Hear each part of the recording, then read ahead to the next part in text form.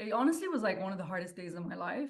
Hanan Baba escaped the bombing in Lebanon by boarding a repatriation flight back to Britain this week, leaving behind her father and others. So I had about 30 minutes to pack and leave.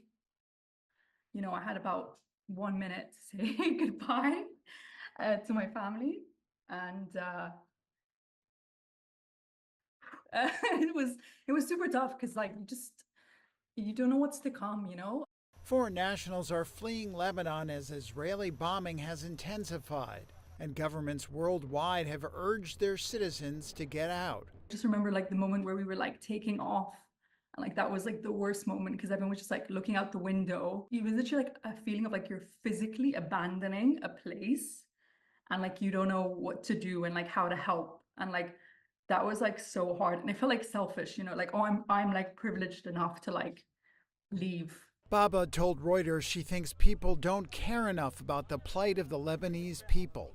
It's almost like the Middle East is like screaming and like people are still like just not listening. I felt helpless.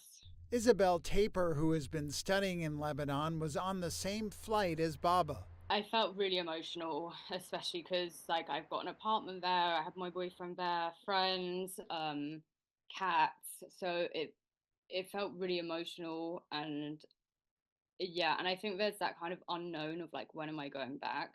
I think I've kind of told myself in my head like, oh, it's only going to be like a month, I'll be back in a month, or but I'll be back in a few weeks. But there's no knowing, it's like the Israel Gaza war's gone on for a year, and I really hope it's not like that. But I think, yeah, the fear of the unknown is very scary. Nearly 2,000 people have been killed in Israeli attacks on Lebanon over the last year. Lebanese authorities say most of those deaths have come in the past 2 weeks in an escalating conflict that has drawn in Iran and risks drawing in the United States.